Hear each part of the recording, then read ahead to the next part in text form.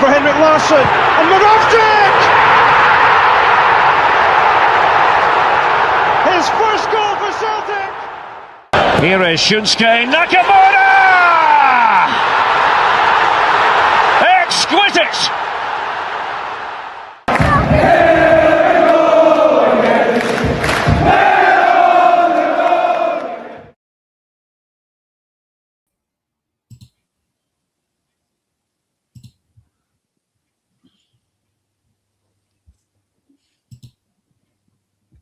Good evening, everyone, and welcome back to the Celtic Unrestricted View. I'm JP, and joining me tonight on this transfer deadline day is a man of the moment, Mr. Ryan Clifford. He's forgot his yellow tie, so we'll need to have words at the end, I think. And it is indeed our man of many moments, Mr. Barry Bannan. Good evening, mate. I hope you're well, and it's good to get you back on the channel, as always, Buzz. Evening, lads. Obviously, not been on for a while, so it's good to get back on. I've been busy, as you well know, recently, so it's good to come on in deadline day. I heard you wanted a Jim White lookalike tonight, so I've jumped on, but I forgot the yellow tie as well. What do you look at it? We ended up with a Simon Jordan lookalike with Ryan here. But I don't know what's going on. But it's nice to see you, Simon, with a select tap on. How are you? I'm all right. I'm just normally in TalkSport, I kid on. I'm no Celtic, but let's be honest, he loves us, doesn't he? But I'm all right. Usually sitting with your granddad's blazer on and on, aren't you? Aye. No, like he says, it's good to get Baz back on. Obviously, Baz has been busy last week, so obviously get a new team himself. So, yeah, good to get Baz's thoughts on obviously Celtic, and obviously the viewers can get into the details of the transfers and stuff as a player, which is also interesting. So, hopefully we get one or two deals when we're live if possible. But yeah, good to be on, mate, and hopefully it's a entertaining chat. Yeah, it's good to see you both. Baz, obviously we'll start with yourself, mate. As you said, you've not been on for a wee bit, and there's been lots happening in your world, mate. Just obviously we'll touch on it briefly, and then we'll move on to the good stuff for the hoops and stuff like that. But so how's things been, mate? Obviously you've made the move from Sheffield Wednesday over to Millwall, and you made your debut at the weekend for Millwall, mate. So I know it's been a bit of a whirlwind, mate, but how have things been? I hope everything's been okay. It's been crazy, obviously. At 36, you don't expect to be moving in the windows. I thought when I signed in the summer that was me done, but obviously things have happened over the last couple of months, and I got an offer from Millwall, and like you said, I've decided to go and play at Millwall. So we are fighting for Premier League. They're right in the mix, so it was an opportunity really that I had to go and do. So as you said, I made my debut at the weekend, coming on against Sheffield United. So it's been a bit hectic the last week in that, trying to get clays and all the mad things. You're rushing down, you're living at suitcases in hotels. I've been lucky not to do that for the last 11 years, so it's a bit different. You kind of forget what it's like, but I've settled in well. The lads have been amazing with me. I enjoyed the 20 or 20 so minutes that I got at the weekend, so I'm just looking forward now to this week, probably getting a full week under my belt with the lads and getting to know them a bit better, and looking forward to a big end of the season for me now.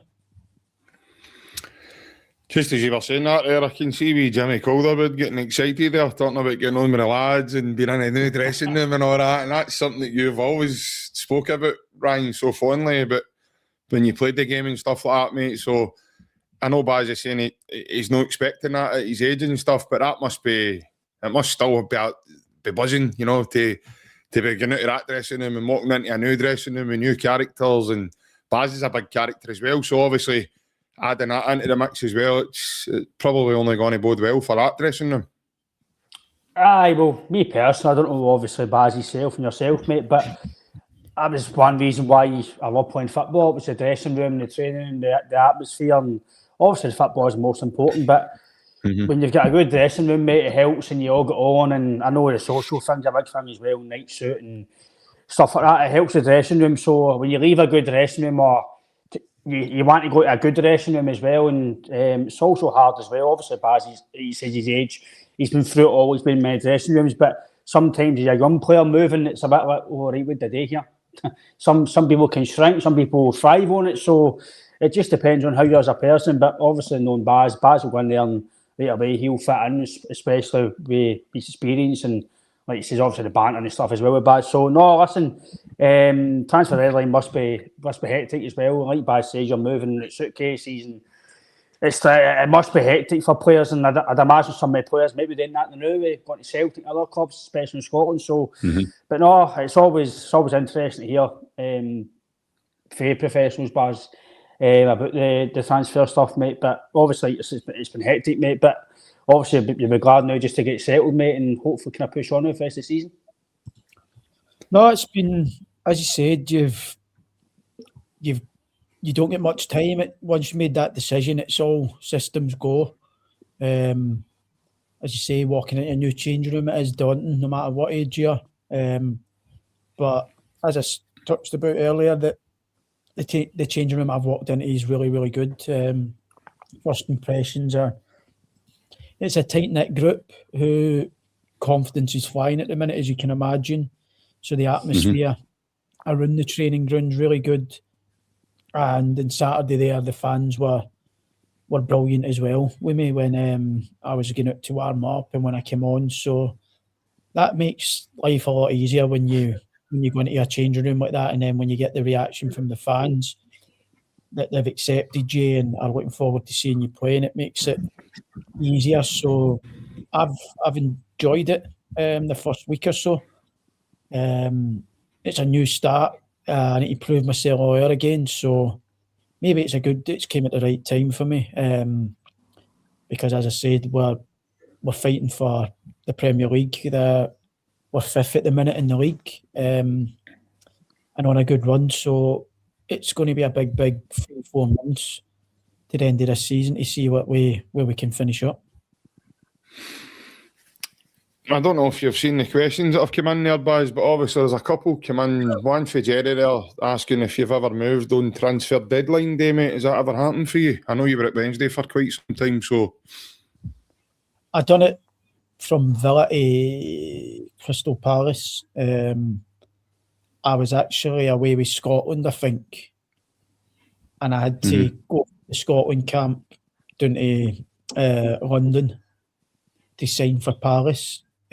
So that was a bit scary because you're obviously set for the move and the clock's ticking and you're thinking, as we know, like medicals, and I think I was quite straightforward at that time because I was a young boy with no real history of injuries, and so I was quite confident that even though it was a lack of time on that I had, that we would get it done because it was quite straightforward. I was young and no injuries, so I was panicking a wee bit, but I got it done in deadline day, so it wasn't too bad. I think we got it done in plenty of time as well. I think it was back up in the Mar Hall later on that night to watch the end of deadline day, so I was first thing that morning and got it done. And the other question there was obviously what like's the standard in the Championship comparison to the SPL? It's hard for me to say because I've obviously never played in the SPL, so I know the Championship a top league, but we've seen before players coming for the Championship to Scotland and no hitting the heights, so I think it's different. You obviously see a lot of players that come up from the lower leagues in Scotland. The Championship, I think the boy Elliot Watt that's at Motherwell that everybody's raving about, he was at Salford and Burton Albion, which is Leagues 2 and League 1 at the time, maybe with Burton. So he's been doing here playing in name leagues, and he's been up there and been a revelation this season at Motherwell. So I think it just depends what style suits you as a player. I think players come up from the Championship with big pedigrees and you maybe overlook it and then get caught off guard, and then your confidence is away, and then it's hard to find the performances again, or people just come up and the style's completely different for what they're used to. I would say the Championship's probably a lot more physical than the SPL in terms of physique. I'm not talking about pressing, and because obviously in Scotland it is quite physical in that way, where teams will have a go at each other. Maybe the SPL team's a bit different where they'll sit in, but in the Championship you don't fear anybody. There's no low blocks. It's let's both teams fancy it to go and win the game. So I would say probably it's hard. Like I said, it's hard for me to say, but I would say the Championship is a lot better than the SPL. I don't think it takes much, Ryan, to sort of form that opinion. I think I've spoke volumes on here about about Scotland, and it's no disrespect, mate. You know, it's just the fact of the matter is, mate, our league unfortunately just doesn't have that kind of competitiveness of the English Championship or even the English Premier League, for example. And there's other leagues in the EU that obviously have more competition, competitiveness. There's more teams challenging for the. I mean, this is the first. This is the first season in a long time, mate. There's been more than the 2-horse race. So for as long as I remember, so I don't think it takes much, Ryan, to kind of form that opinion, because it's kind of looked upon out with Scotland, mate, as a Mickey Mouse. That's what it's labelled in terms of outside our game, mate. Aye, I think if you take away, I know Hearts have been doing well this year, but if you take away Celtic and Rangers, nobody would probably look at the SPL, and nobody would really have the TV rights to it and stuff. You'd probably still get signings from down south to come and get some of the players, but Celtic and Rangers, as much as people want to admit it, I know people might say the league might be better without them, maybe for competitiveness, and somebody else might win the league or qualify for Europe, but they wouldn't get money up here, they wouldn't get exposure, they wouldn't get good players coming here to the standard that Celtic and Rangers get. Look at the standard play we've got at our team. Well, according to Nottingham Forest, he's worth £25 million, or they want to pay that. So take away Celtic and Rangers, we wouldn't get that. It wouldn't happen up here. So yeah, but Baz is right. Obviously, we always known Baz, following Baz at Wednesday and seeing I quite watch the Championship quite a lot now and stuff, and it's still a good standard. There's some really good players in that league, and some of them are worth a lot of money. If Celtic went to bid, even for some of the bottom half teams, you would need to spend a few quid to go and get some of the players. So, and like Baz says, you've got League One players who maybe no rated down south. They're coming to Scotland and they're flying. Now, that's no a detriment to your game. It's just showing that maybe if you get a chance elsewhere, and this is maybe going to be more publicised because Celtic Rangers, like Baz says, maybe with Salford and maybe League One, League Two, because it's Salford, they might get publicised because obviously who's there, but they're not going to get the big TV publicity as Motherwell versus Celtic at Fir Park.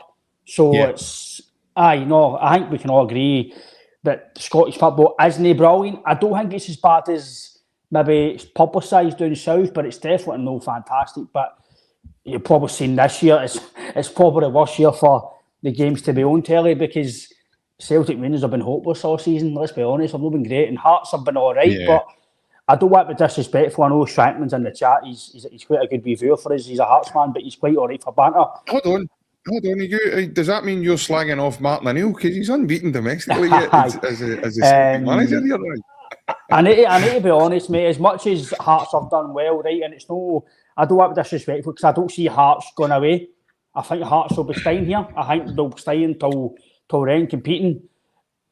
Celtic and especially Celtic have really faltered, and Hearts have picked up the pieces as it stands. So listen, I think Baz is right. I think we can all agree that the Championship is very competitive. There's some really good players, and some of the players can go to the Premier League and do well, and some guys for Scotland would they really do well in the Championship and even League One. Some of them I don't know. So, but Jamie Harris says Stockport would win the SPL. So I think Jamie, if you're watching, I think you've made a nightmare that one, mate. Yeah. Paul John Dykes, who was on chatting to him that time, kind of put him in his place, which was good on Paul for that.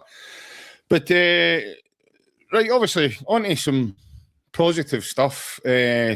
Celtic have made it.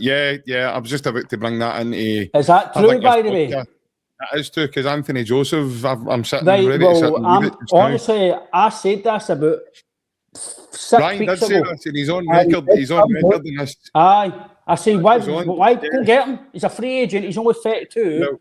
He's fit. I was on, we spoke about him.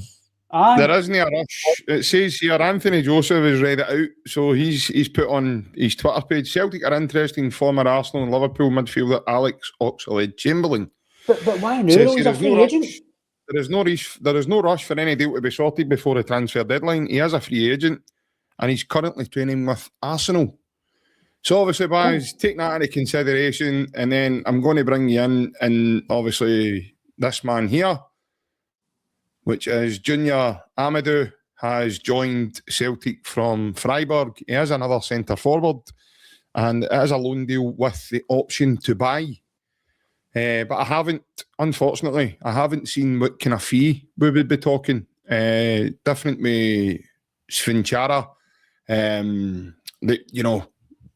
It's obviously €67 million or whatever it's going to be, amounts to. But in terms of the deals there, mate, what you thinking? Oxlade-Chamberlain, to be honest, I would take anybody at the minute. Obviously, watching the last month or so, we've been crying out for reinforcements in the team. Martin O'Neill's obviously come in and played reasonably the same 11 every game because he feels the ones who are on the bench, he probably, whether Martin thinks they're not good enough or they need more game time or whatever, but it's been the same 11 most weeks now since Martin's come in, which obviously is good as well because we're winning games. We might not change it, but we do need a couple of players to come in and help if we're going to try and win this league. He would be a good player, I think. Obviously, his career speaks for itself, but like Ryan touched on there, why now? He's been a free agent since the summer, which, if he does come in, I know he's been training with Arsenal, for what people have been saying, but you're going to have to wait a good couple of weeks before you start to play him as well. You're not going to fire him in straight away when he's not kicked the ball since the end of last season. So it's a good signing, obviously, in paper, but if Celtic get time to wait for people to get fit and before they start playing games for us, no, really. We need people who are coming in that are ready to go into the team Wednesday or Saturday at latest. There's no more chance for Celtic to drop points now. They're 6 points behind. Could be 9 tomorrow if Hearts beat St Mirren. So I do like the player. I think he's a top player. Obviously, since Arsenal and then Liverpool, he went to Besiktas, I think, as well.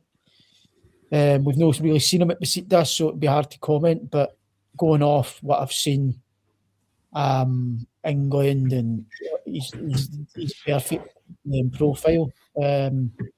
So it would be good, but I just think, like I touched on there, my biggest worry is how long we're going to wait before he's fit. Would it be a 6-month deal?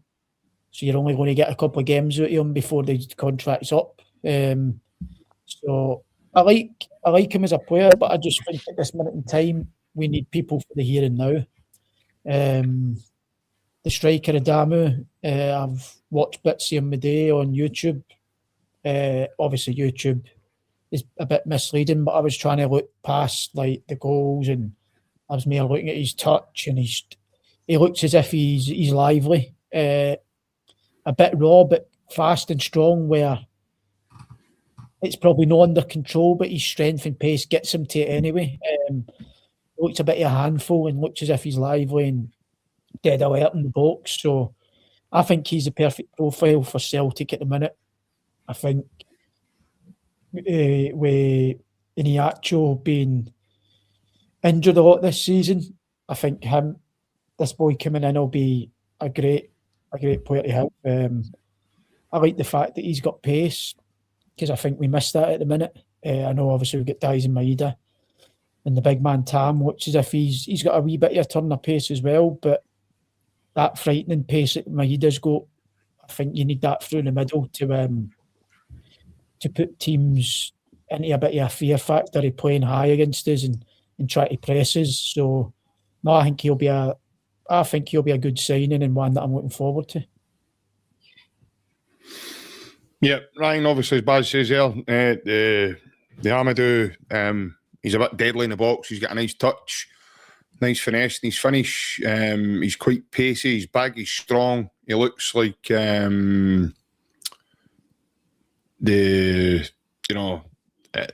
said to you the other day, and to me, he looks like a kind of Moussa Dembele profile. That kind of big, strong physicality, likes to get on the shoulder of defenders, turning defenders when he can inside the box. So, and he said himself in his interview that he's deadly in the box, and he can be. He's for whatever reason he's went out. He's not hit form just now with Freiburg, which is why we've had an opportunity to bring him. So in terms of that, mate, and then obviously the news coming out that Celtic are now interested in the guy that you shouted for a number of weeks ago.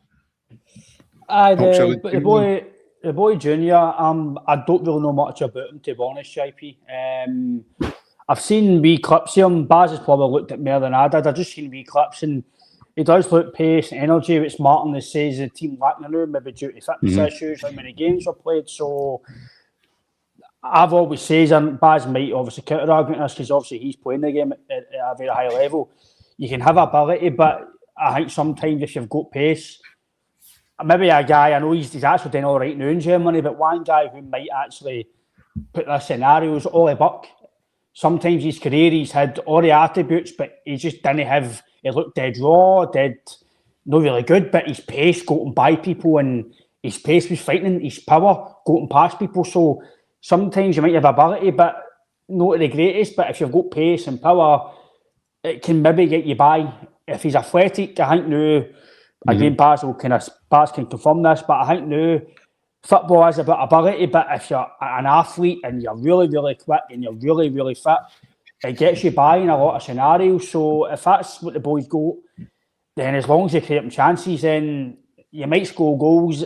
His profile, again, I've not seen the boy play, so I can't comment on him, but his profile doesn't scream goal scorer to me. It doesn't scream that he's going to come in and score maybe 10 to 15 goals, but he could come in and a new breath of fresh air for him and he could start scoring goals. So we generally don't know.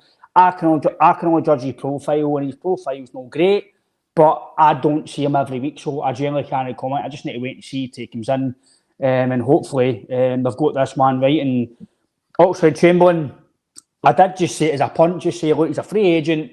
He's only going to cost you maybe, I don't know, 30, 40, 50. I don't know what it would cost him wages. He's not got a job as it stands at the moment, so I'd imagine he'd maybe bite your hand after go to Celtic, try and win the league, try and get a Scottish Cup. Just say he does well for 4 or 5 months, as Baz says. Oh, do you know what? I fancy it here. I want to stay. Maybe you get a playoff, they win the league, get a playoff for the Champions League. Oh, that sounds good. Because what other big team right now is going to really take a free agent or Oxlade-Chamberlain? Like Baz says, he's not really kicked the ball 6, 7, 8 months since Besiktas in the summer. I actually watched his podcast with Ben Foster. It was actually pretty good, and he says, I've not actually been injured quite a lot. It's just wee niggles. People think I've been injured all the time. He says, I'm not actually. He says, I was fit for like 6 months to 8 months with Liverpool, and I just wasn't playing just because the team were doing well. He says it wasn't due to injury. So he's only, he's only 32. He's not that old. People say 32, 33. It's not really. So listen, I agree with Baz as well. You've got to, how long will it take to get up to speed? How fit is he? How match fit is he? We don't know. But he's probably better than Bartlisha, to what we've seen. I'm not a big fan of Tanecki. I think he's got something, but he's so inconsistent. James Forrest, for me, sorry to say, but I think James Forrest is finished at the top level. I'm actually finding that I'm feeling sorry for him now, JP. I think he's no at it anymore, and we're relying on him now. And he's been so good for us in the past, but some players get to a stage where it's like Scott Brown was getting to at Celtic. McGregor, maybe it's going to be the same in a year or two's time. Maybe it's time to cut his game time short, or maybe it's time to go. I know he's a contract end of the season, but we need to improve the winger position, and it's not really a gamble, JP. You're not costing high wages, but it was actually quite a good point for Tony Watt on Silver Score. I don't know what you feel, but this one, Passion, maybe probably more than us, but he was maybe saying that Celtic fans are maybe expecting a bit more in terms of no marquee, but a calibre player. He says, I know it's a lot of money for Sterling. He says he's probably on loads of money. He says, but instead of Celtic signing 2 or 3 projects, why not just give a free agent 6 months for Sterling, just give him the $100,000 a week? He says, because what you're going to pay on maybe 2 to 3 players, you'd probably give that for Sterling. That's what he said. I don't know what you feel on that, but or do you think he's well off for that? I don't know, but I don't think he made a good point now. It's hard because the Raheem Sterling fans... I know he might not come, but I was just going with what he says.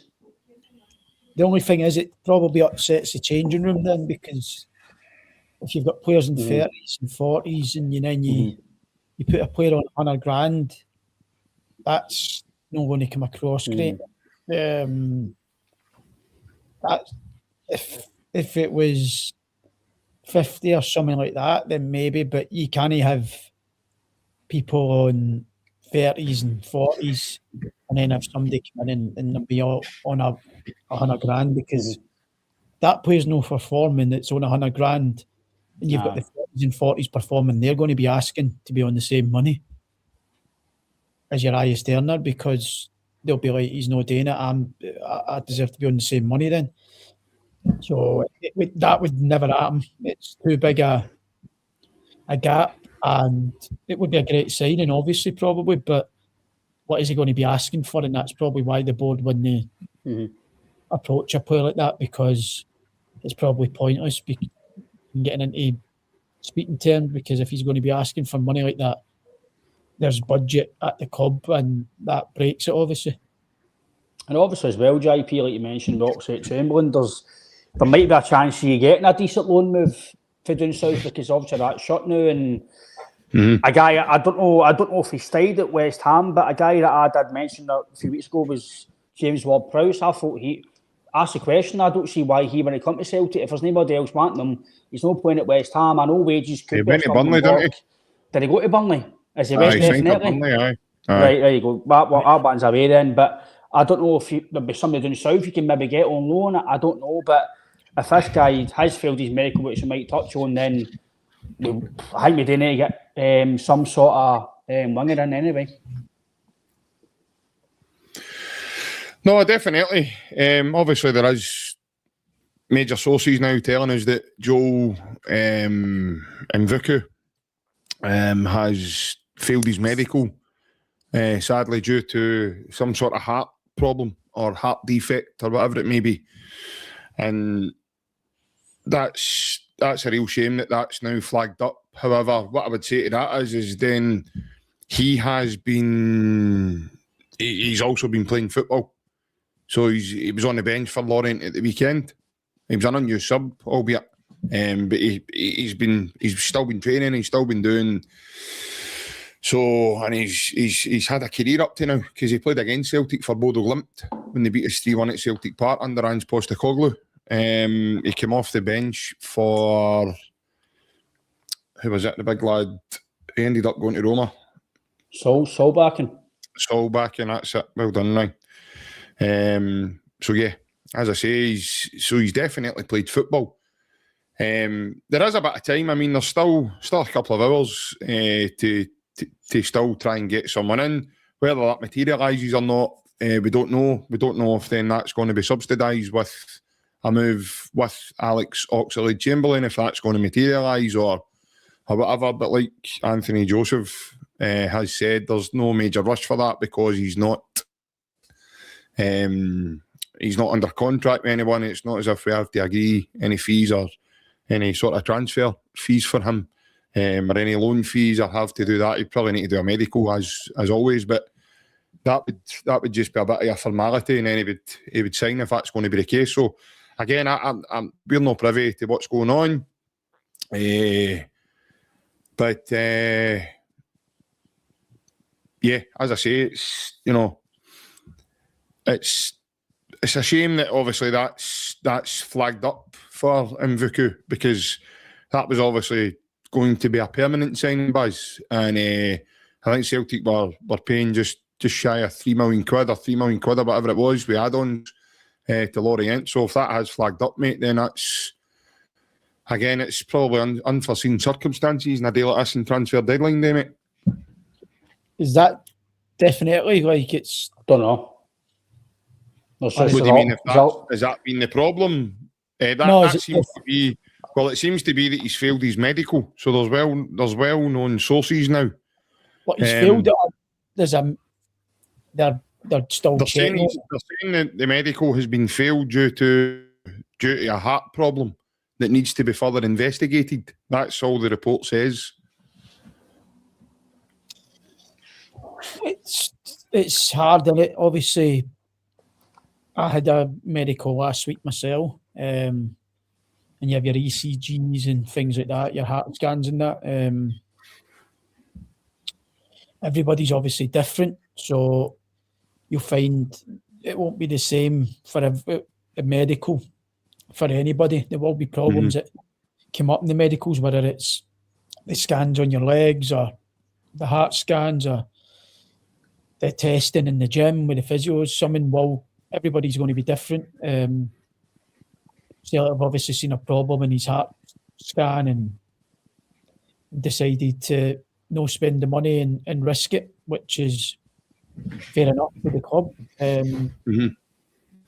But obviously the boy's been playing at his previous club or in the squad at least. So surely they would have known about it as well before he goes over to do his medical at Celtic Park. So, but I can imagine when you're trying to sign players and as a club, if someone does come up in the heart scan, then it's serious. You can't be taking any. Would that totally fail a medical then, Buzz? Yeah, if that was something that flags up.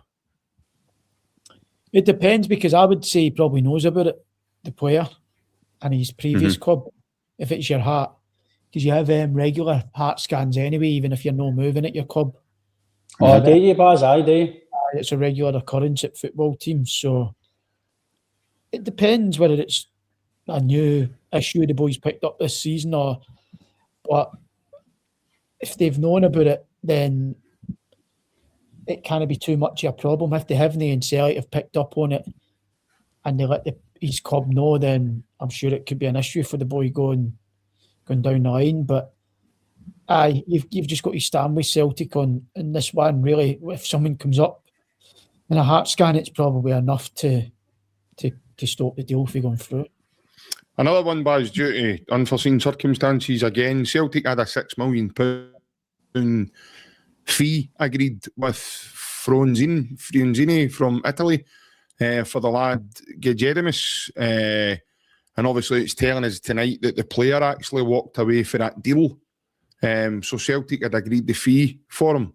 He was another right-wing player that obviously Celtic have tried to go for, and then the player walks away. So seeing that instance, Baz, again, is that just part and parcel with these hurdles, Baz? It can happen during transfer windows, or is that, but what do you do in that situation? I'm not 100% sure in this, if it was 6 million or it was a loan. When you look at the dealings that we've had in this window, it's all been loans so far. And everybody that we've tried to sign for a fee, it hasn't happened for failure of medical, and apparently the boy in Italy turning down coming to the club. But I just don't see how Celtic could throw about 6 million to a manager who's not going to be here next season. it doesn't make sense to give him money to spend in this window, because if you're going to recruit the new for next season, then the manager that comes in the summer might not want the players that have been bought. So that's why I think they've went down the route of doing a lot of loans until the end of the season and just trying to get through this season. And then the new manager will come in the summer and then he'll decide what he wants from there. But I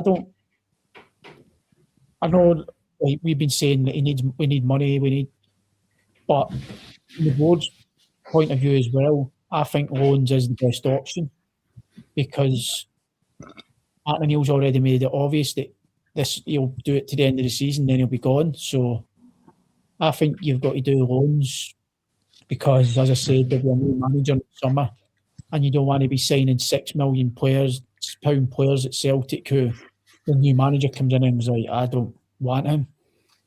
Then it becomes difficult to sell them, because he's probably played half a season. Then next season he's not playing. So how do you recoup that £6 million that you've spent on somebody? It's difficult. So I don't know if that £6 million bid, how true it was, or obviously the wee guy tonight, it's failed his medical. They've spent it looked as if they were spending a few million on him. But it's difficult, because I know you can't get too many loans, because I don't know how many are allowed in the squad in a match day. I think it might be 5. We seem to have 3 at the minute, so you can't get too many more. So maybe that's why they were spending a fee on the boy who's failed his medical tonight. But no, I don't think we'll see transfer fees paid in the night. I'll be very surprised now. I think it'll be loans and frees. Yeah, that's something, Ryan, that I kind of says to you, mate, because of the dealing with the here and now and where we are in terms of the transfer. And obviously Martin and Sean have now spoke at length in their pressers when they've done them, to say that, things had to change, obviously, off the back of Wilfred Nancy's departure and everything else with the football club. So things have obviously had to change. But Baz puts a good thing into perspective there for any Celtic fan that's watching, because a lot of Celtic fans are probably thinking just now, why are we not going out and spending money? Why are we not doing this? Why are we not doing that?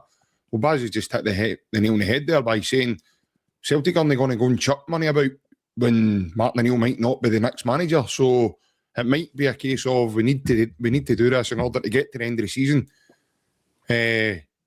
Obviously, Martin O'Neill, for what we understand, is Martin O'Neill's selected the gentleman that's coming through the door in this transfer window.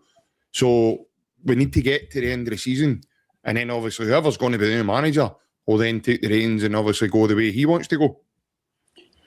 I'd like to think they've got a grasp or some capacity who the manager's going to be that if it's down to the last 2 or 3, because whoever's going to come in the summer, I think I've said it every single podcast for the last 4 or 5 months, the summer's going to be an unbelievable rebuild at this football club, win the league or no, because there's so many players that I don't want to say they're no in it anymore, but it looks like their head's been turned or their cycle's finished and they're only just getting out of the line. They're just doing enough, i.e. Maeda, Hatate for me on Sunday was terrible when they came on. The other day, I think before the Bologna game, I think it was I can't remember what game it was, but the jogging about, I don't like that, JP. So I don't know if some of these players, they've got to their cycle, it's finished, and there's so many in the summer, JP, that might not want to be here. Does McKibben want to stay? Well, I know he's maybe Celtic's the biggest club it might get, but he might not play every week. Bernardo might not play every week.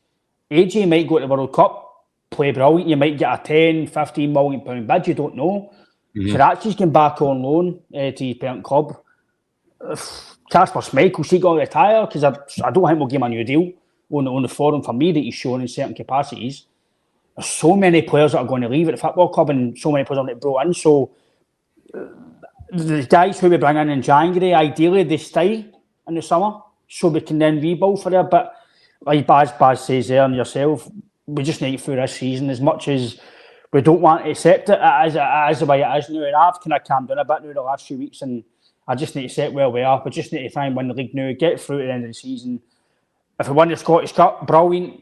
But it's all about the league because we need to try and get to the Champions League as well. So if we finish second or third, I don't know if it's second this year, it's Europa League, or it's next year, but we need, for the financial aspect, we need to win the league. It's as simple as that. And it gives you the carrot to angle to players as well, just all the champion and stuff. So, but I think as well, as Baz says, he's right. It's as much as we want money to be spent, you've got to sometimes break it down and take your Celtic specs off, and you go, right, we just need to get what we can at the end of the season. It would be good to get a marquee loan deal if it is for down south, if you want to call it that. But the way we are going now, it's just about getting to the end of the season, mate. And let's just hope that if we get anybody in before the next 2 years or so, then we're good players. But obviously, there's a lot to get through with the transfers. But we'll just see how we go. But no, I think Baz is right. You're not going to go and spend £10 million or something in January when you don't know what's happening at the club, because you don't even know what board members are going to be here in the summer, the way things are going. Because there's so much going on at the club right now, mate, that winning the league is the priority, but there's so much going on behind the scenes. And I think it's just about getting to the end of the season, mate, and hopefully it's a successful end of the season. Yeah, and obviously there's been big news throughout today from yesterday, Baz, that Celtic have received now 3 bids for Arnie Engels, one of 14, one of 17, and one today of 25 million quid from Nottingham Forest in the Premier League. And obviously Celtic have rejected all 3, mate. What's your thoughts on that? Mental. Mental. I can't believe... Well, I can believe it because I know how much pressure the board are under, obviously, for watching the last couple of months now. We've been under it. This was before the fans started to turn on them. They would have took it in a heartbeat. Because I believe that will be the biggest bid we'll receive for Arnie Engels in his time at Celtic. I think Forest have panicked, made a bid, rejected, went again, rejected. They're obviously, the deadline shut down here at 7 o'clock the night, so they were panicking. Deadline day, needed a midfielder in. And he was obviously probably, stats-wise, one of the highest at his age, maybe, I'd imagine, which is understandable. But for me, I would have took the money. I know we're saying I can't contradict myself here and say we need players in to help, but I actually think the centre mid position's a place where we could probably let 1 or 2 go. I feel as if Paolo Bernardo could do a good job in there, just as good as Arnie Engels.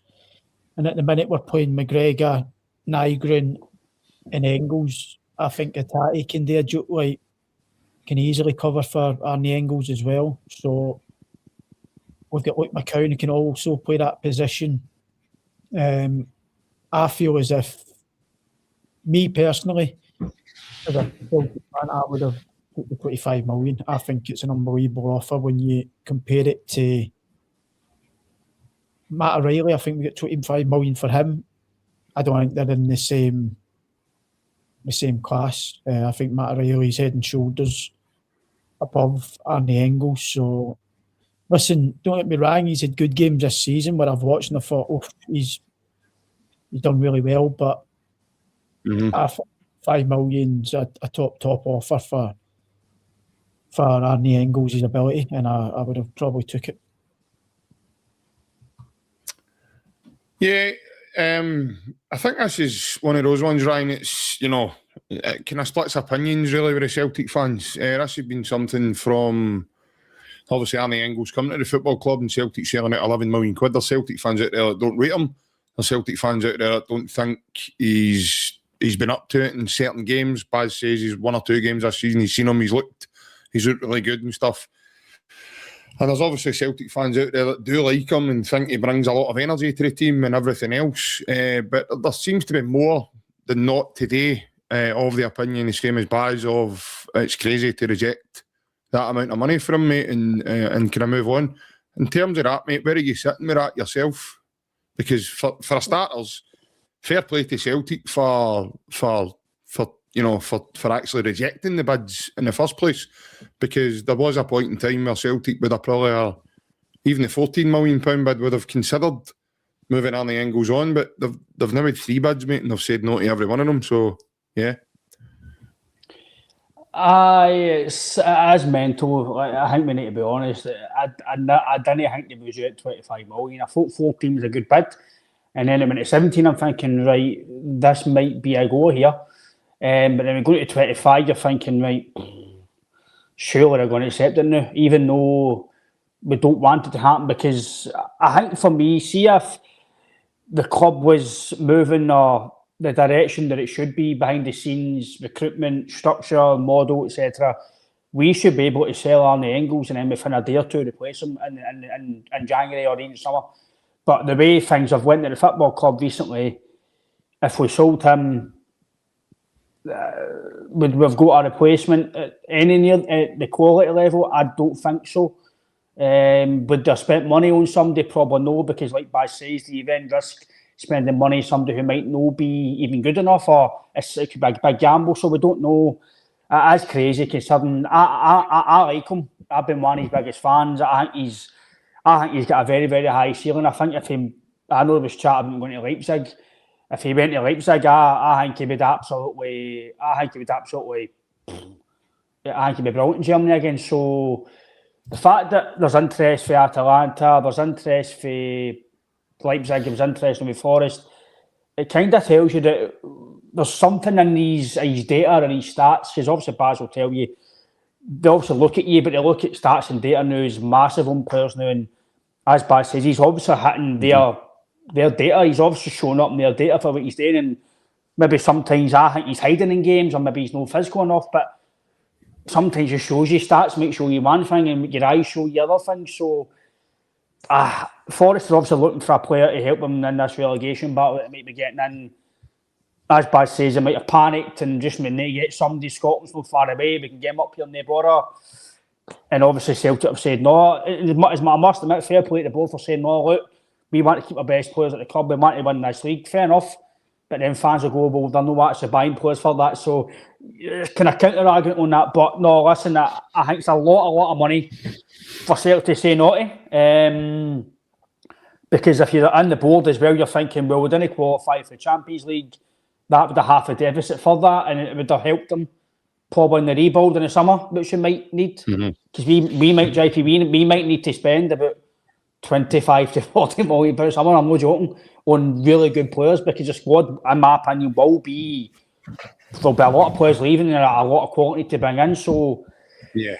But it's when I seen the 14, I'm thinking, right, I think, see if it was the early doors in the window, I would have sold them, because you'd have a few more weeks to get the deal done and then players to bring in. But I just need to be honest, mate, the way that the board have went recently, I wouldn't have trusted them to get a replacement in, mate, with a decent quality. So it's a catch-22, mate. I'm happy with him staying, because I do think he's a first-team starter of the week now. Martin O'Neill loves him. He's praised him. The fact that he says £100 million, I want to sell him for, I know it's tongue-in-cheek, but it tells you how much he rates him. Maybe, I don't know if Baz, if he's just saying that. I know you've worked with him and you know how managers say things. Maybe he's just saying that to frighten off. I don't know, but I don't know, but Baz, how I feel about it. I'm happy that he's staying, but at the same time, if we were a proper functioning football club that we should be running, he would have been away and would have brought in somebody. Baz, just before you come in on that point, obviously you're all Gafford done his interview post-match against Falkirk yesterday, which we're obviously going to touch on, and he did say that any offers for Arnie Engels would be rebuffed unless it was 100 million. So I don't know if maybe the board have maybe listened to him and took that maybe literal and they've done me to wish for. I don't know. I know a wee bit of that was only tongue-in-cheek to Martin, but he did say that he wasn't aware of the 14 million bid, and you know that must have come in during yesterday's match. But obviously since then there's been another two bids. So in terms of what Ryan's saying, mate, how do you counter that kind of idea in terms of not having a replacement and not being able to maybe go and replace Arnie Engels? No, I totally get it. Obviously, it's came at a bad time. It's the last day of the window. But even if it was 2 or 3 weeks ago, would they have went and spent the money on a new player anyway? Probably no. So, of course, it's hard to do it in the last day of the window. But what I'm saying is I don't think they'll receive an offer again at this price from him. I think the reason it's went up that high is obviously it's deadline day and Forest have wanted a midfielder in desperately. So they've kept bidding. So that probably worked in Celtic's favour to get as much as they could today. But I get what Ryan's saying as well. Obviously, Martin O'Neill, he is a Martin O'Neill type player. Covers distance, physical. So he suits Martin's team down to a T, and like he's played every minute under Martin O'Neill. So Martin won't want to sell him, obviously. But I just think that'll be the biggest bid we would have got for him. I know Bernardo has not hit the heights this season. He's not really had a run of games. He's been unlucky, really. I can't remember him playing 3 games in a row this season, probably. Atati's often puffed again this season. It showed glimpses, and he's not really done it, so they're probably not going to put him in for it. But no, I think the biggest reason for him not leaving the day it probably is Martin O'Neill, because he's known Martin quite well. He's an ideal player for a Martin O'Neill team. Well, just as we're chatting there, lads, Michael Shearer has put on Twitter that Celtic have not walked away completely from Joel Mvuka. They say that the deal can still happen despite late issues during the medical. Talks are ongoing and Celtic can decide if it can be resolved in time or not. So, aye. So what we're thinking now on that is Michael Shearer's just put that on Twitter. Well, it's obviously down to Celtic when they want today, I think, Baz, isn't it? It's obviously I'm only putting you in the spot here because you're obviously the guy explaining football, you know more than us, but as a club in terms of medicals, and do you think it's one of the ones they pay the money and then just hope he succeeds, or because it is dealing with money now, they need to make sure that the guy's fit and ready to go? Because like you've just mentioned there previously, mate, we can't even sign people to wait. There's no point in signing them and then go, right, mate, we'll give you a few weeks, see how you are. I think we need to decide, well, it's an hour and a bit to go, so I think the clubs they're probably at a 50-50 here maybe today, aren't they? Like I said, there's always issues come up medicals. Obviously, with it being the heart, it's a bit more serious than muscles and knees and that. But I genuinely think it would be something that the player's aware of before. So I think it will get done. As I say, he's been fit all season, so unless it's just something that they've found today and it's not been checked for a while for him, then, like I said, I'm quietly confident that this will get done. I think the boy would have known about it. There's a lot of players that I've seen at Sheffield Wednesday and things like that who have had issues with a heart scan, but it's never really stopped them. So I think it's quite common really in football that you have some issues with the heart scans, but you'll probably send it to a specialist and they'll get back to Celtic tonight and then it'll get done. So hopefully, fingers crossed, it's just a wee blip and they manage to get it done. See a medical badge, obviously, is it quite hard work, like intense? Does it all depend on like the money you're going for? Do they go see if you're going for more money than just a free agent, etc.? Is there more money? Is there more involved because the transfer fee? Does it not matter? Every player need to go through a process, everything's all the same? I think medicals, if it's a loan, they'll go. It won't be a full medical. Right. Whereas if you're signing, then they'll do everything because they need everything for their own as their player then. But if it's a medical, they probably can get some stuff off. If it's a loan, they can get some of the stuff that the club that they're coming for. They'll get like the scans from his heart after his club. They'll probably just do a few scans on your legs. But if you're signing permanent, they want everything. Obviously, especially for a fee of $3 million, it's a lot of money. So they'll want to know, they'll want to see everything before they put that on the line. Right, lads, obviously just slightly sidetracking from the transfer side of things just now. Obviously there was a small matter of Celtic playing Falkirk yesterday. Baz, I'll bring you in your thoughts, mate, in terms of how the game went. How did you see the game yesterday? I watched the game. I think it was a good win. Obviously, after Thursday night, they looked a bit tired towards the end of the game yesterday as well, I thought. But it was a good win. But I think I've been watching a lot of the Scottish football this season. I've been watching Rangers, Hearts, and every Celtic game. And I would probably look at Celtic yesterday and say the same what I've said about Rangers all season this season. Not been great, but got the job done.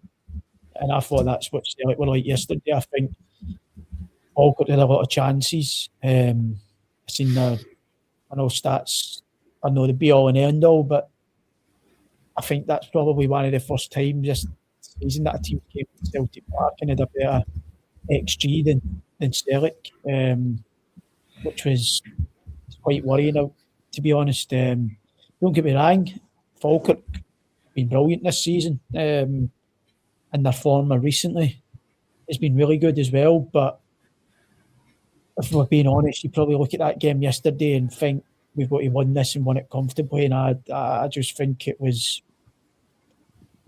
as comfortable as I thought it was going to be. And on another day, it could have been completely different. But a win's a win.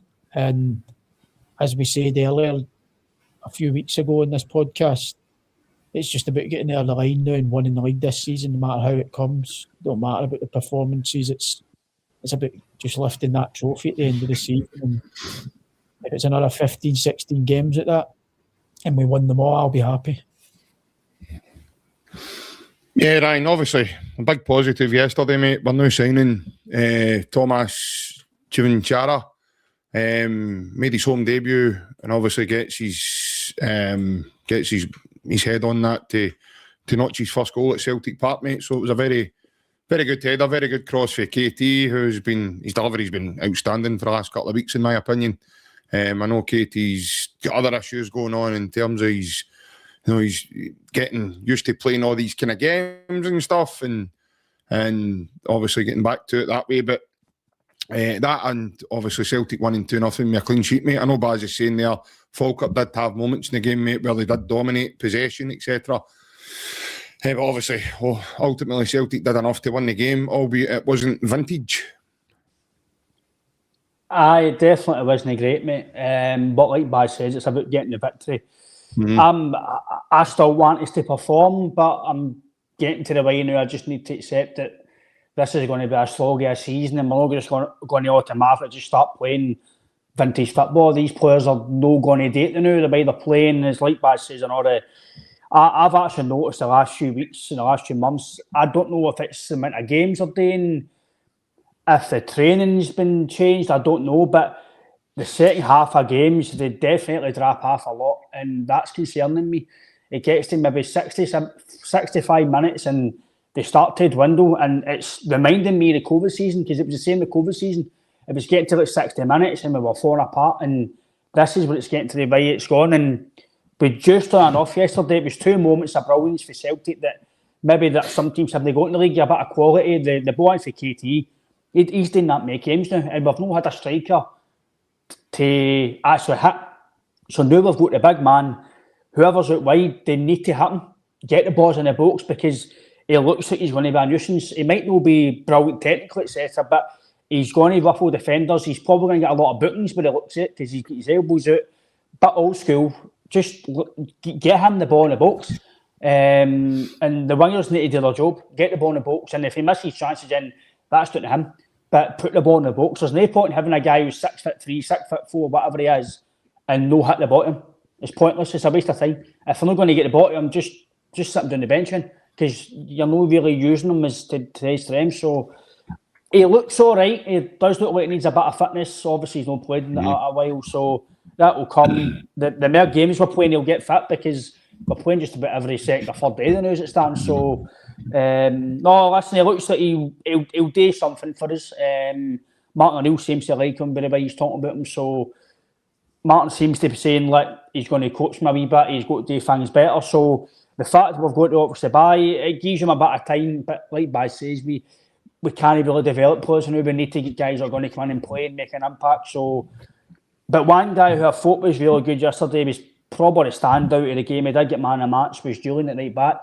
Pretty comfortable. I'm not saying he's Cafu, or I'm not saying he's the next Dani Alves or anything, but he looks pretty decent. He's very comfortable, definitely more comfortable than Donovan and Ralston. You've not really got a heart attack moment in you. Here we go. He looks pretty settled, but we'll see how it's going the next few weeks. Obviously, the next few weeks is pressure games for us. So every game is, as one of the guys in the chat says here, John, it's a cup final now. We can't really, as Baz said at the start of the show, we can't really drop points now. You can maybe drop the odd game here and there, but we need to go on a run of 10, 12 games in a row, because Rangers might drop the odd points, Hearts might drop the odd points, but we still need to kind of go for there. But a wee comment there, Baz, that's if Ian Roy.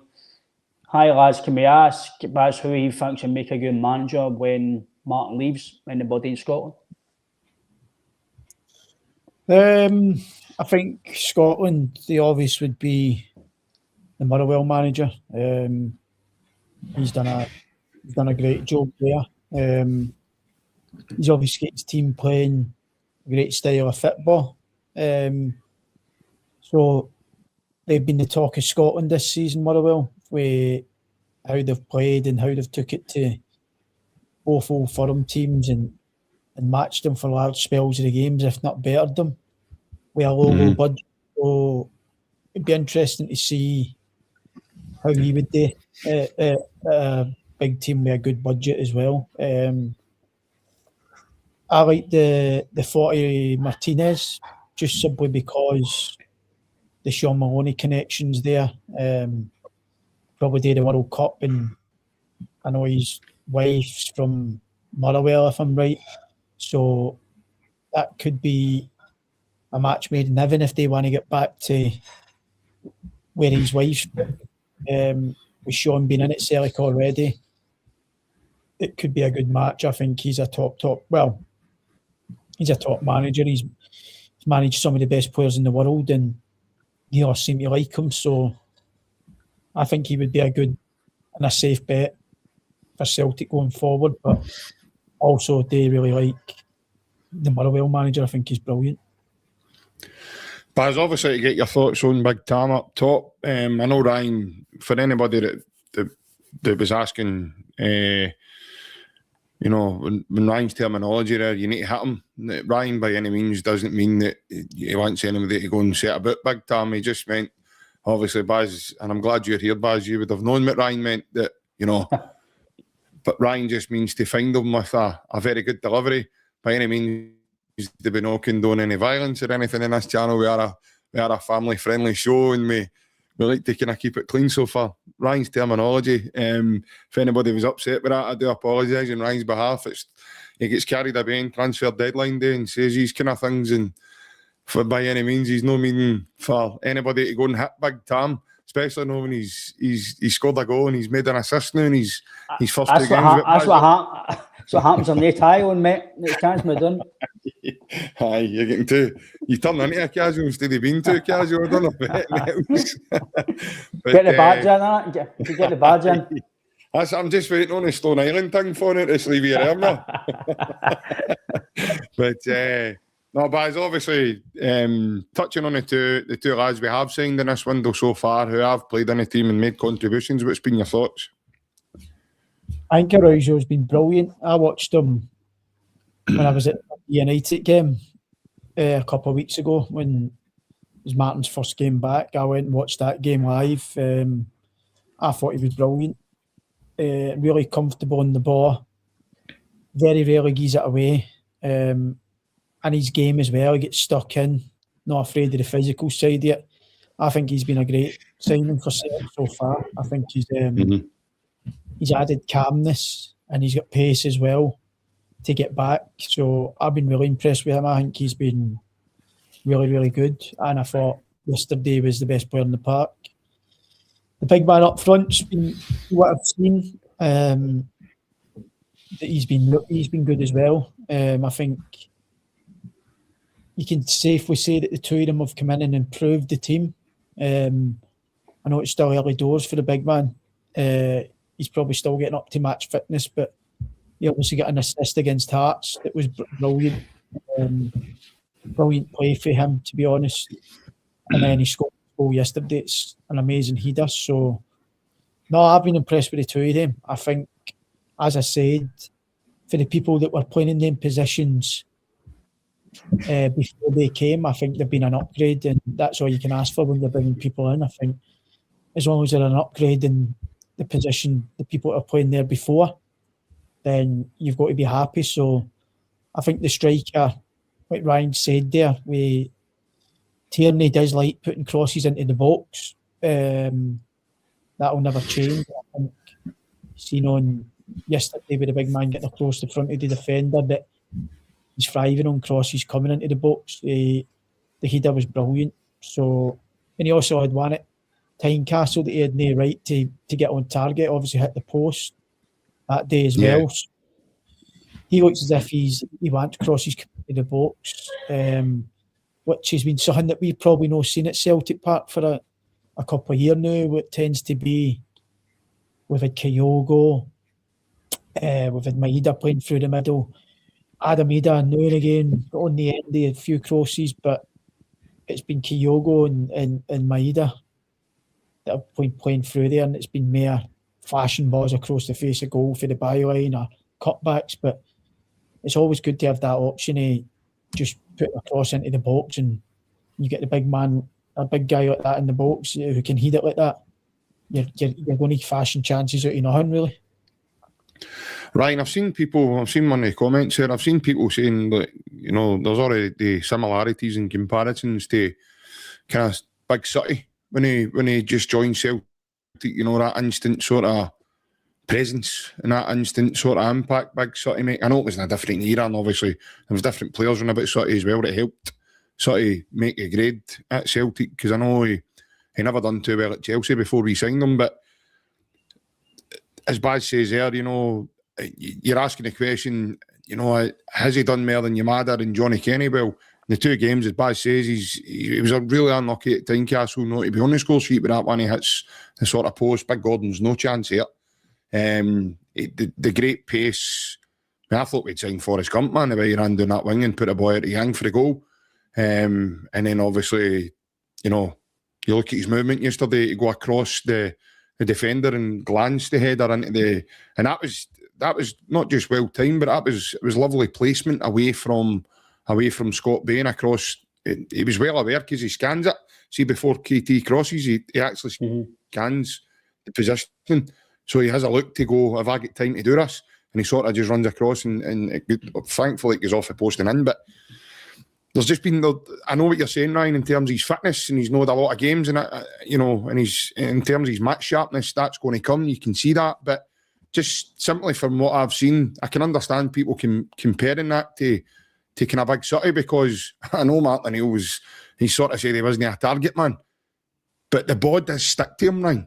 Whether he gets a knock-off or whether he's able to bring the midfield into play, the ball sticks with him. He's a big unit of a guy, and he can hold on to it. I think the gaffer was lying about that. You can see he's a target man. Everything goes up to him. He might need to get a wee bit, no coach, but I don't know if it's just match fitness, but he will need to get a bit better, maybe holding up certain capacities. But games like that at Tynecastle, games away to Aberdeen, even Ibrox, they're the games that he might give you a bit of physical presence. Yeah, I've always says I think we are too brainwashed in just playing football. I know it sounds daft, but as a team, I know Nancy came in and tried to change the formation, which was crazy. But you can go direct. We've done it in the game against Rangers. Was the game we drew 1 each last year when Ida scored at 1-0. We were just go direct, and Sinisalo just went direct up to Big Ida, and we got a goal at it. So sometimes you can go direct. You don't need to be tippy-tappy all the time and break the lines. You can go direct. So he gives you that option, but they need to use him. There's no point in having him up there if I'm just going to make him run the channels. I know he's quick. I know he can run the channels, but I just think you need to hit him, because especially in Europe, got to Stuttgart, right? Just say the first leg, I think we're at home the first leg, aren't we? Is that right? So just say the first leg, you come away with a draw, you get a 1-0 win or something, right? You go to Stuttgart with him up front, just hold the ball up, get his fibbles, break the play up, just like we've done with Jackie and Marcus about to Ferencváros. We've no got that, but we've no got that in us now, apart from him, so use him. And it gives you options, like Baz says, you've got the option there, you've got Ian Nacho if he can stay fit. The boy Osman, we don't know how good he's going to become. He looked okay the last 2 games he played, but we don't know how good he's going to be. He's back fit soon. You've got Maeda, when we actually turn it on or no, it's a different scenario. And then you've got this new guy potentially coming as well. So there's options there now. And we just had Johnny Kenny recently. So, and he's away on loan to Bolton now. So there's more options there. Whether the quality's there, we'll find out. But I get what you're saying with Big City, big thing. He looks like he's going to have that kind of profile. But as long as you score goals, mate, that's all I want. Score goals and contribute. Like Baz says, he had it at Tynecastle. He had no right to get that. And he's very unlucky. So all we're asking for his fans is the signings to come in and be an upgrade and make an impact. And he's definitely an upgrade in Colby Donovan and Ralston, the boy Julian. And the big man up front is definitely an upgrade on what we've got so far. So in terms of they two, I think so far, what we've seen, they've been good additions so far. Yeah, 100%. And obviously, Baz, how important is it going to be in terms of the run-in, mate? We've got, obviously, Siraki now training with the team. He's now making his return from injury. You've got Iniacho now playing minutes, trying to get up to speed in terms of that. How important is, we've heard today, myself and Ryan, that Callum Osmond is obviously 2-3 weeks away as well from returning to full team training again, being back amongst the lads. So when you've got all this happening in the running, how you, what are you thinking there in terms of that and the importance of this running to make the squad that bit stronger? No, you definitely need them. Sirachi, I think Tierney's been brilliant recently as well. I think he's been really, really good for Celtic since Martin's come in again as well. He seems to have a good connection with the manager, and you can see that in his performances. He's been brilliant. In fact, also under Wilfred Nancy, I thought KT was good at left centre half as well. I thought that suited him. So he's found form recently, KT, because he started a bit slow, but he's been brilliant. But Sirachi, he was brilliant. Anytime we've had to play him this season, he's been impressive as well. So I think having that cover there for KT and taking a bit of load off from now and again will help him. Niacho, obviously, we know what a good player he is from the short spells that we've seen him. It's just trying to keep him fit. But now we've got 2 or 3 strikers now with Amadu and Cvancara up front as well. Then having him fit, he won't have to play every 90 minutes. So I think competition for places is always good for a team. It keeps everybody in their toes, knowing that you've got to perform or you'll be at the team, which is always helpful when you've got that sort of competition. So I think it's coming at the right time. This is a massive part of the season. This is where you see where the champions come out and enjoy the rest of this period that's left. And as we've touched on this before, that changing room over the years has shown that when it comes to these times that they stand up and they be counted and they win titles. So I'm hoping that with these people coming back and hopefully a few more signings tonight before 11 o'clock, the squad's in a healthy position to go and attack the last 3-4 months and win two trophies that we can really win, but we're still in 3, I know. But I think Scottish Cup and the league's got to be your target, and anything else is a bonus in Europe. But I think we've got to go for it. And I think everybody coming back fit, Karachi and Iniacho and Osman and things like that. I think if they come back and hit the ground running, then we'll be there or thereabouts. And obviously, Baz, there's been strong talks today through various different sources that Celtic are about to acquire the services in a short-term deal at the end of the season. Brentford centre-back Benjamin Archer. He's a 20-year-old centre-back. He's 6'4", and obviously that would be a loan deal till the end of the season, which would then allow Stephen Miles to move to Motherwell. Now, we don't know if Stephen Miles would move to Motherwell permanently or again another loan deal until the end of the season, mate. So, obviously, your thoughts on that, mate? I don't know a great deal about him, to be honest, JP. I looked there. He actually played against Sheffield Wednesday. I think he came on for the last 10 minutes against Sheffield Wednesday a few weeks ago that I checked because we played. Was that the cup game in January? Aye. Sheffield Wednesday played them in the cup in January when I was up at the Celtic Dundee United game. So he came on in that game. CV wise, this doesn't really make sense, really. You're getting rid of a boy like Stephen Welsh and bringing in somebody that's not really played professional football as of yet. I've never seen him play, so it's hard to comment if he's good or is he coming just to take Stephen Welsh's position on the bench, or is he coming to actually to try and get games in before the end of the season? I would like to think that we're signing him to come and put pressure on the team, but let's see. I'm not sure, but it's hard to discuss him because I've never seen him play. Ryan, obviously, your own thoughts on that move, mate? Similar to Baz, I don't see what sense it makes. Surely if we're going to get a loan player, it's somebody that's got some sort of experience. If he's 25, 26, played at least 100 games or so, he's had some sort of impact in his team he's at. We're looking for guys who are going to come in and ideally cover or be good enough to take over Thursday scales or compete with Dane Murray or Stephen Welsh.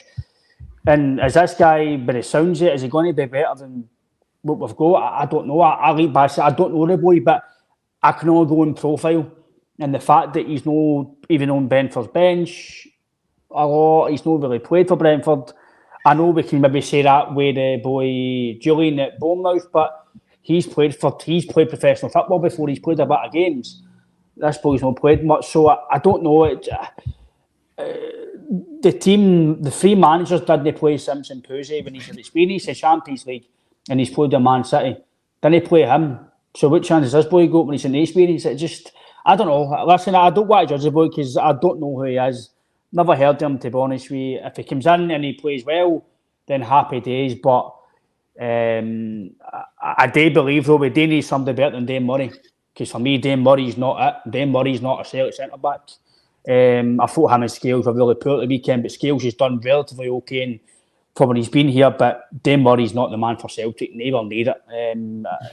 I'd rather Stephen Welsh play than Dane Murray, if I'm being honest, especially in Scotland. I know Stephen Welsh is not a man either, but he's got more game time than Dane Murray. He's more experienced. He's played in this league more often. And if there was going to be somebody leaving, I'd rather Dane Murray alone we kept Stephen Welsh if that was the way we go. But I don't think it's going to happen. But it looks like Welsh might go at Motherwell. But I don't know. Listen, if a guy comes in and does well, then happy days. But like we've spoken about on here, we don't want to develop guys, and we need to impact players. This boy's hard kicked a ball in his career, so I don't know. I don't know how you feel, JP, but I don't know what sense it makes personally. I'm the same as you. I've no clue who the boy is. I don't know. All I know is he's 6'4" and he's obviously 20 years of age. So again, I don't really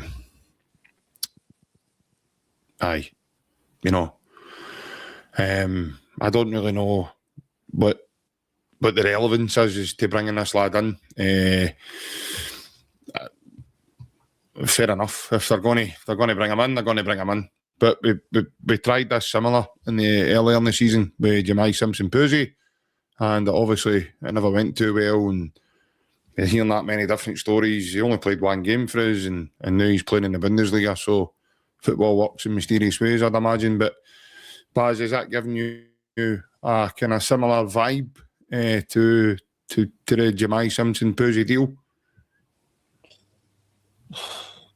I thought Simpson Posey was going to be a good one because, like me and Ryan said, he played Champions League football and first football for Man City, which is, you must have saw him. Now we see that he's went out to Germany and he's playing every week there. So it's mental, isn't it? Yeah, it's crazy. I don't know why he never got a game at Celtic, but I just think this one's probably, for fans looking at it, it's not going to fill you with confidence. I don't think the boy's started a professional game in the league. I think he's made a few cup appearances, but it's a difficult one because this is as well. It's no disrespect to Brentford, but it's no playing in front of 12, 13,000. This is 60,000 fans every week who you need to win, and you need to win well every week. So it's a completely different ball game, and for somebody that's not really played a lot of football, it's a big ask. So for me, like Ryan said, if he comes in and does well, so be it. Happy, brilliant, what a signing. But looking at it now, it's a bit of a dodgy one for me.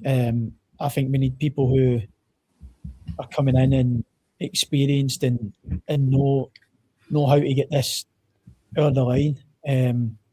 For somebody to come in, it's no started a competitive game. It's a big risk. it's massively. And the last guy to do that was obviously one of your favourites, Ryan. The lad we actually signed him for Sheffield Wednesday. It was Azi Uragidi.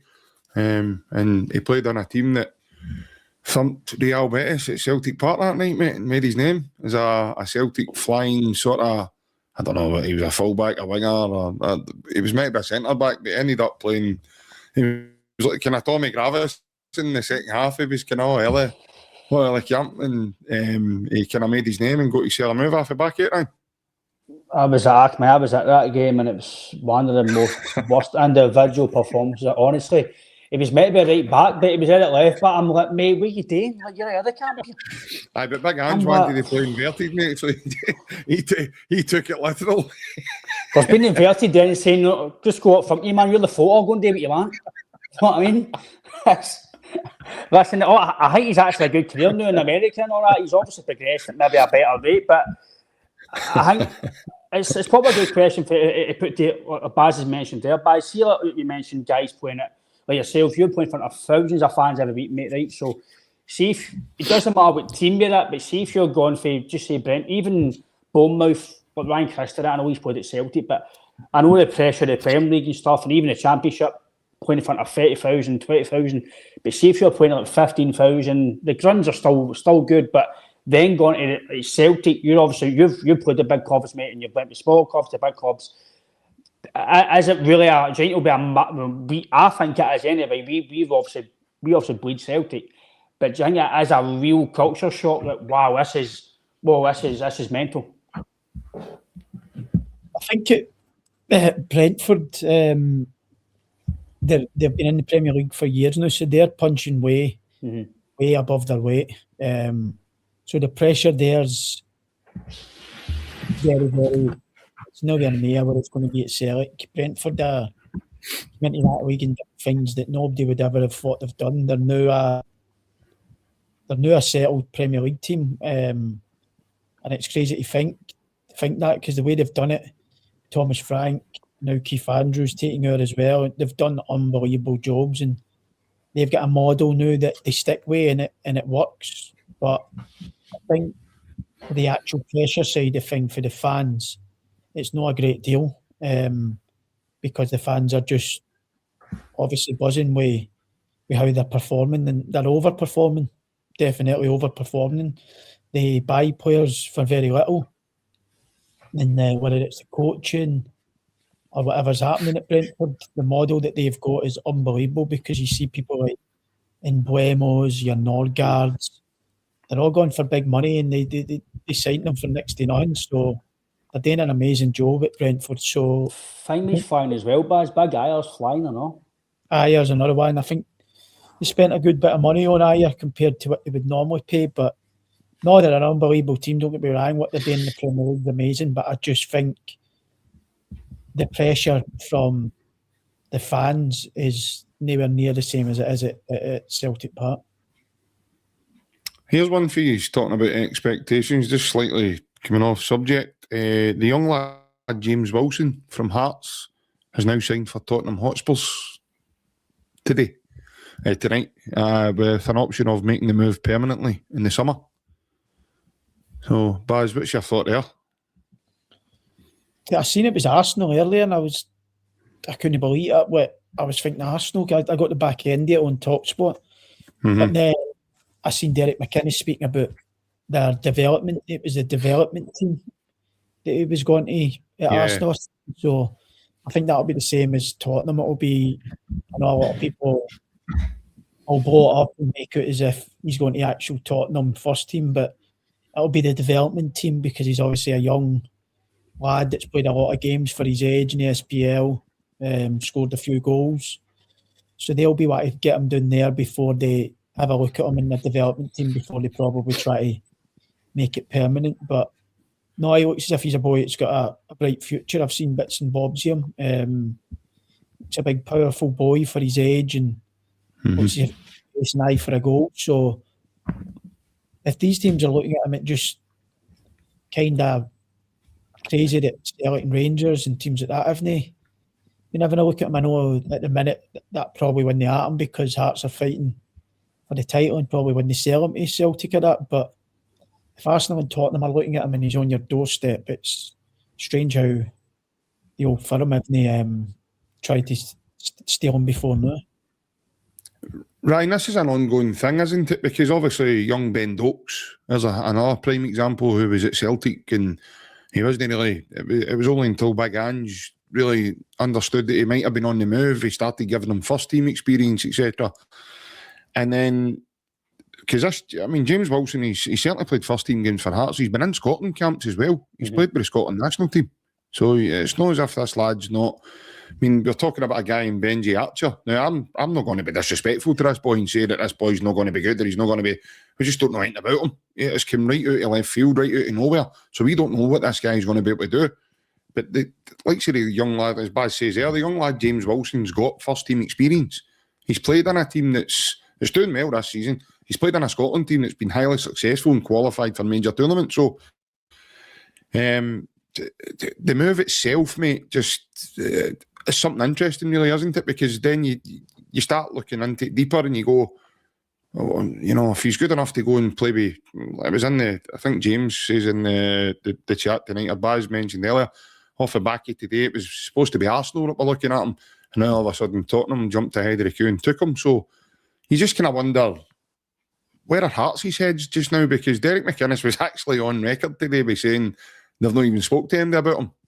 He says there was a small discussion with Arsenal, nothing really materialised, and then he says about Tottenham. And he's actually on Sky earlier tonight, I think it was just before tea time, and he was saying that Tottenham, he hadn't even heard for the club, haven't heard for Tottenham. He says, but that's not my bag. He says that's down to, he mentioned to the guy, takes charge of that. And then obviously tonight he's been announced as a Tottenham player, so down at Tottenham's academy. So it's interesting, isn't it, mate? Some move for the boy, JP.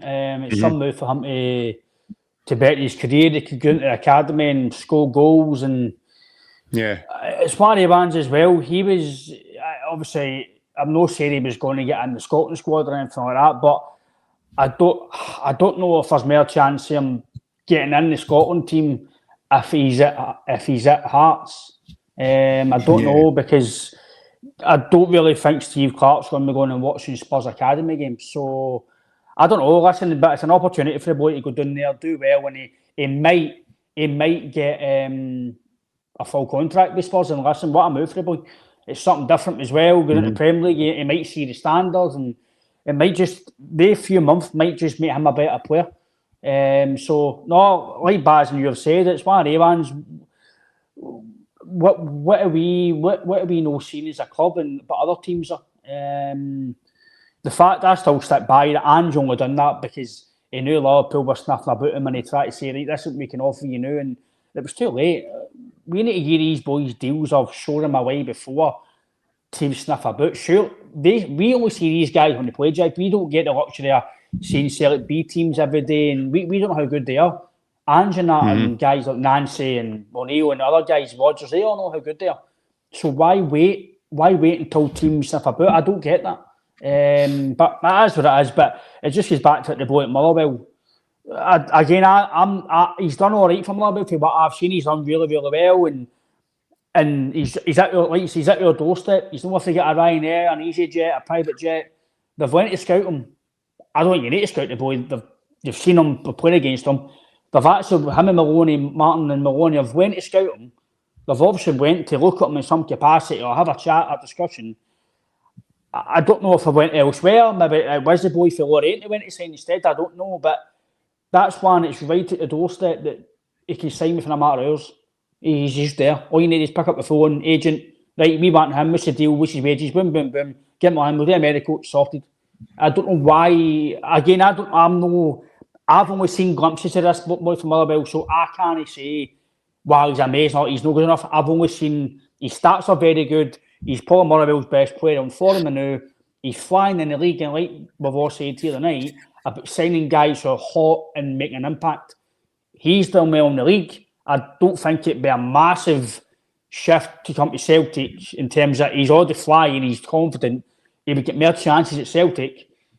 Surely he's just got, I know Motherwell's saying he's not for sale, but even £4 million, surely, even if he only does well for 6 months and he wins you the league, it's, I don't know, we're talking about on our doorstep, lads. That's one that could have. I know Kieran Bibby, I don't think that, for me personally, I think the money for Kieran Bibby is crazy. But it could be one of these ones where he goes to Italy in 2 years' time, he's a £30 million player, we don't know. Baz, obviously, your thoughts there, what Ryan was saying there about the boy Maspanisi at Motherwell, mate, in terms of would that be a player that would interest you for Celtic? I think he's done really well this season, obviously. Like, I've not seen a great deal of him, but his stats, obviously, are really, really good. But I think Brendan Rodgers had him at Leicester when he was coming through as a boy, Masha, when he say.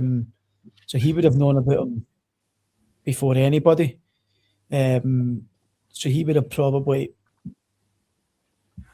let the club know when he was doing well earlier on in the season.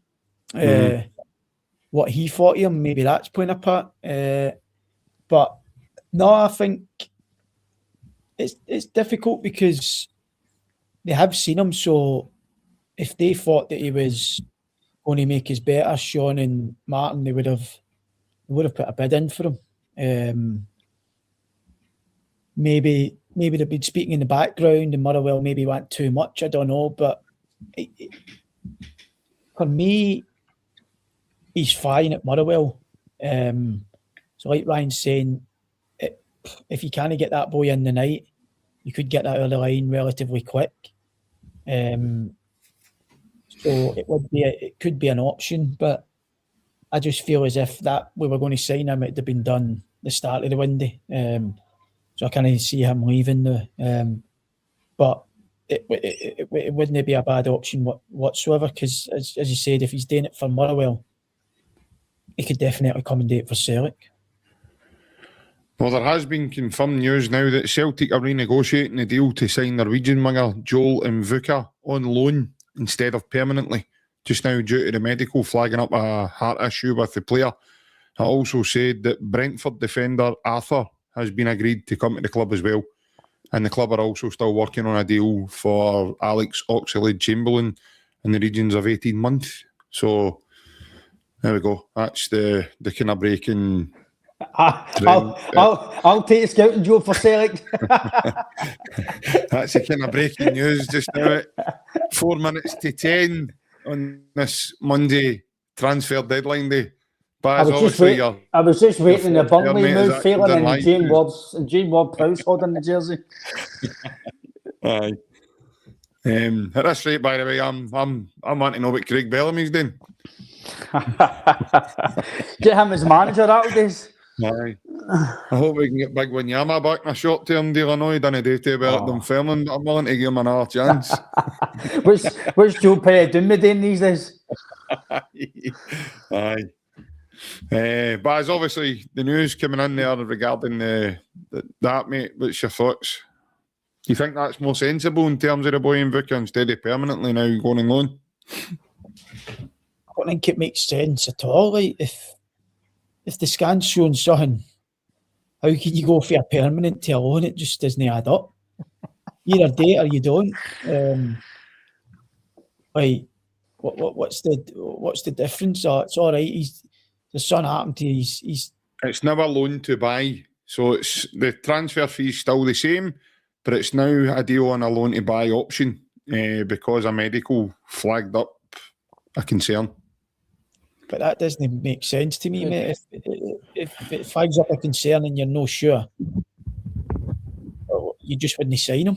You wouldn't go and go, we'll do it in a loan kind of thing. I don't see the sense in that, to be honest. I think if there's something wrong with the boy's heart and it's serious, you don't sign him. If it's no, you do what you were going to originally do in the first place and sign him on a permanent. Maybe I've realised he's actually got a big cart and he wants to come to Celtic and I've just decided to still bring him anyway.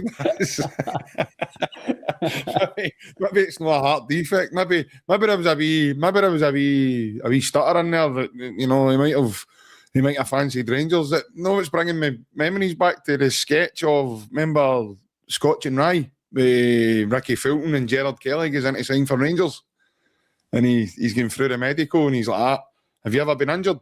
He says, no. He says, have you ever had the flu? No. Have you ever nearly had the flu? Have you ever nearly been knocked down crossing the road at a school and all that? Then he tells him, he says to him, do you want a cigar? And he tells Gerald Kelly to put his on, and he does that and shuts the lid of the cigar box on his on. He's got sore on. He's like, I can't sign you now. That just kind of brings back that sort of image just flagged up my head there. Just we'll talk about the medicals but I know what you're saying, Baz, because it must be frustrating for the football club, like you've said, mate, earlier. They're putting a lot into negotiating a $3 million contract, and then obviously the boy travels for his medical, and then that flags it up. I mean, that's really out with the club's control at that state, isn't it? See, if it's an injury where it's a knee or an ankle or a hamstring, maybe I can see why they would do a loan to see if he gets through this season without being injured, but it's not like it's going to just heal itself, and if there's a problem with the heart, it's going to be there. Do you know what I mean? So it's not going to be like a hammy where it heals or a knee, and that's always going to be there with the boys. So I could see the sense if it was, he's got a bad injury record, the scan's showing that his knee's no 100%, there's a defect in his knee, then maybe because we're that close to the deadline, we'll take him on then and see how it goes. But this is his heart, so I don't understand. Yeah, Ryan, obviously, I mean, to go for that, to now that, mate, I don't know if maybe Mrs. Beggs went in and gave him a wee rub, or, you know, something's obviously changed the mind of the football club. Do you think it's a case of, I'm maybe playing devil's advocate here, but do you think it's a case of Celtic do want to get him in rather than let another deal? Because I know the boy Tabby failed his medical as it appeared as well earlier in the window. He ended up going to Sunderland. But my understanding is he's going to have to wait a bit of time before he plays for Sunderland as well, because of the issue that flagged up in the medical at that time. But they took that chance and they still signed the player. Do you think it's a chance for Celtic to see the lad on loan, actually see if it works out before they actually then do shell out the £3 million or whatever it's going to agree to do the option to buy him? Or, again, this could be at the forefront of Celtic's mind as well. Do you think they just don't want to let the player go with the chance that they might not get another player in, and then obviously fear a massive backlash from a lot of supporters that, you know, we didn't get another signing in the window, and, there then becomes that sort of explosion. For me personally, I would never, as much as I want signings, I'm not going to disagree with the board or manager and O'Neill and Maloney on those signing somebody who's got a medical condition, because these guys are getting a good wage probably. It's money's involved permanently. You know what, to pay money for somebody that might not play or somebody that might need to sit out for weeks, etc. So you've got to look after the boy as well. So we don't know. But again, Baz, you've been through medicals, mate, so you'll know obviously what's involved and other things. But surely before Celtic even look at that boy, surely if I've done the proper knowledge on this signing, any signing, surely that's on his record. Should they know? Is that, or do you only get that when you go for a medical? Is there certain stages where you get all that information? Like I said, if it's something the boys had for a while, then they definitely know about it, or they should know about it. But this all falls down to waiting to the last day of the deadline, mate. To be honest, like, this is what happens. Like, when you don't get your work done early and you're chasing your tail in the last day to get 3 and 4 players in, what do you expect? It should have been done weeks ago. And I know Martin Neil says it's happening with everybody, blah, blah, blah. But right now, with an hour left to the deadline date, Celtic have still not spent a penny on a player. It's been loans. And, like, how many have we got in? 3? And it's all been loans so far. And we're scrambling to get this boy. He's got a heart condition or whatever it is. We're going to spend 3 million on notes alone. No matter what happens now, the fans are still tomorrow morning when they wake up going to be saying we've not spent a penny again in the January transfer window to make the squad better. Yeah. I think JP is. No, I think I'm surprised I really can, but I've said my piece about the last few weeks about the transfer. One thing that's going to come out of this again, and it has to happen, the process of what we do things has to change. And if that means that board members need to go to other bits of the board and the guys need to be swapped about, I don't know, but this is happening too often now. I know Baz is bang on. I know Martin's saying he's not trying to back up the board, but he's trying to no blame it on them or blame it on anybody. He's just saying windows can be hard. But for me, windows are only hard when you don't do your proper business and when you're straightening about to get last minute deals. The summer was the same. Engels and Eder and Trusty was the same. This can't keep happening because the longer it goes on, the players can't then get in and settle. They can't get in settle with life here. They can't adjust to it. And you want them in training with a player like the boy Tam. You wanted him in before the Hearts game, a few games before, to get him in up to speed. And that's my biggest frustration with what's going on at the club. It's how quick they're getting things done. Verona, now I'm not saying we should have signed Kane, maybe for any stretch of imagination. Within 3 days of him getting linked to Verona, 4 days, he was away. He was away. Away Italy. For me, it's a process, mate, that's got to change. And Baz is right. That's what happens when things don't get done, and then you start, oh no, he's medical, now we need to do this, and who else can we get? It's got to change, mate. And I don't know how it's going to change or how they're going to change it, but it has to change, mate, because I keep saying it. If you keep doing things that don't work, it's just insanity, mate, and it's got to change. No, 100%, and that is the thing about it. It needs to change, and that's that. There is no doubt about it. I've been advocate on here for long enough in terms of the processes and everything and the way we go about things. Things need to be done quicker. Now, I appreciate this window has been topsy-turvy due to a manager leaving, a new manager having to come in and redo everything, and everything's been scrapped. But moving forward, we can't keep going to the last days of the window and hoping that this is and praying that things are going to change. The only way things are going to change is if we start moving people in and out of positions, because it's over the last couple of windows now, things are taking slow. They're going to the last days of windows. They're not doing the business properly. So we need to sort of go with that. But obviously, listen, lads, we could go on and on all night about this. I will. We'll need to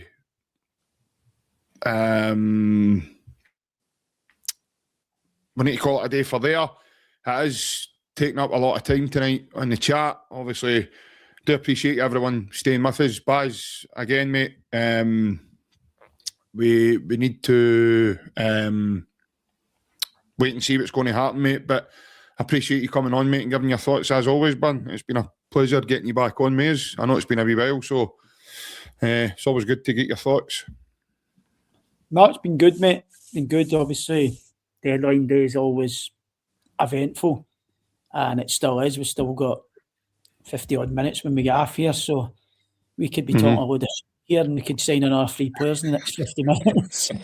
Ronaldo signed with the jersey at Falkirk. That's how he never played for Al Nasser. It's when he's I want to go to Celtic. I want to go to Martin Neill. Anyway, there's a good chance he's got a selfie with Michael Nicholson in the middle of Saudi and now, ain't he, man? Standing there, the two of them parading a Ronaldo. He's helped Ronaldo and Brendan.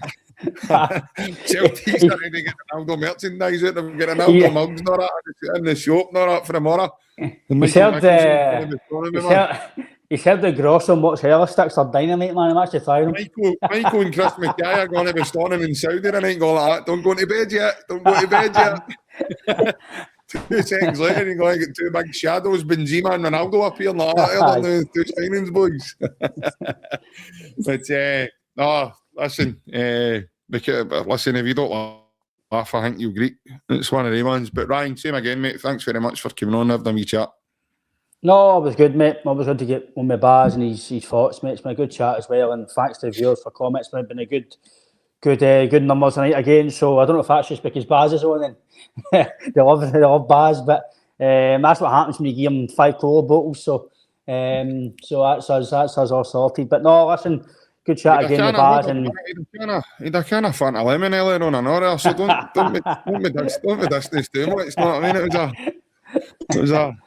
it was a decent play to go tonight. So no, but listen, always good to get Baz his thoughts, and I keep saying we need to give him a refund now because that Mvuka deal's on a loan deal now. It's not permanent. It's two combos. But no, absolutely good chat again, lads, and obviously good to get the knowledge of Baz. Obviously, it's a privilege, mate, because it's no information you get every day. So no, hopefully. Good end of the season for Celtic and hopefully signings hit it off, mate. But good chat again, lads. 100%, as always. And as always to you as well, the viewers. If you are new to the channel, please hit the like and subscribe. We're away just now. Ryan's obviously getting on to his mate Mendes, and hopefully we can get a wee gig for Little Mix at Celtic Park and concert next year. I've done that, by the way. I've done that already. We've got Oxford Chamberlain, I've told you. That's what I'm saying. Oxford contacts, mate. Mendes has got it sorted. Definitely, we're going to see Ronaldo. You can damn he's on his books as well. So, hopefully this show can bring it all. But for the time being, we'll be back. Obviously, as the week goes, we'll keep you updated and everything with that. But for the time being, take care. Hail, hail. We'll see you all again in the next one. Bye-bye.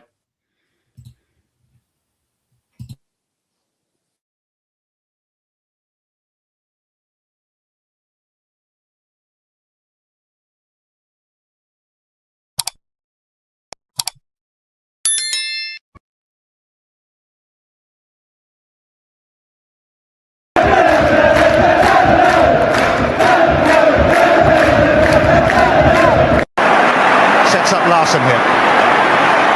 Larsson. Oh, he's in! Henrik Larsson!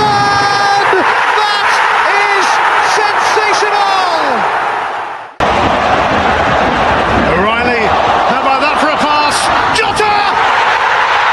How about that for a finish? That is Jota for you! In for Henrik Larsson. And Moravcik! His first goal for Celtic! Here is Shunsuke Nakamura! Exquisite!